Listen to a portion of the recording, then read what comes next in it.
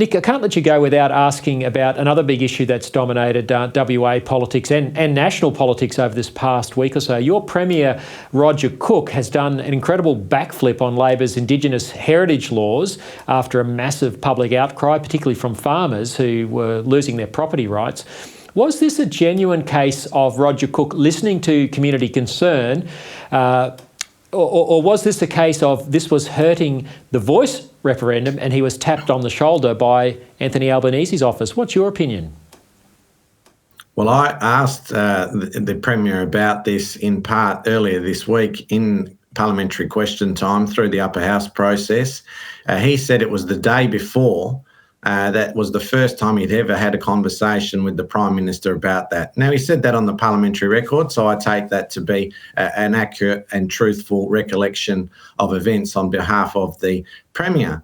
But that said, Lyle, it is an extraordinary set of circumstances, and this is a Premier who only a few weeks ago, when those of us who raised concerns about this, we were labelled as racists, we were labelled as dog whistlers, we were labelled as dogs reverting or returning to our vomit. These were the comments of a supposedly statesman-like Premier of Western Australia. We were vilified relentlessly by him and his senior colleagues, and now many weeks later, the people of Western Australia have spoken, and it's a great win for democracy.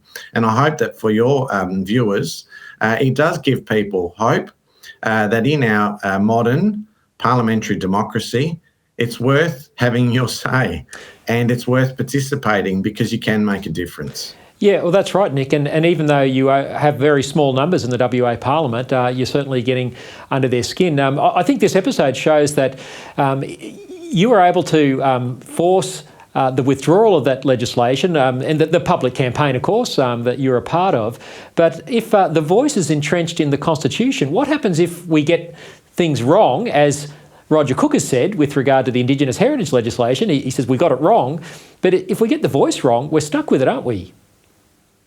Well, as the 28th Prime Minister of Australia, the Honourable Tony Abbott, has said a few times, this is a forever change. And people should be under no illusion. It has been a shambolic debacle in Western Australia, the rollout of the new Aboriginal cultural heritage laws. It took a massive campaign to get the government to back down, and that will now change by virtue of a vote in the Western Australian Parliament. And I'm pleased to say that there is now a bill that's presently before the lower house.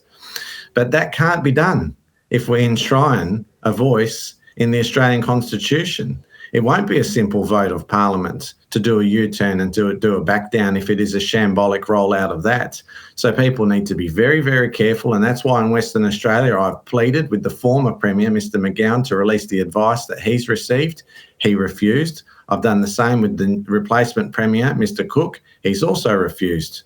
And that concerns me. People, again, are entitled to have the information by government in a transparent way before they make their decision as to whether to vote yes or no. I'm certainly voting no, and I suspect that most Western Australians will.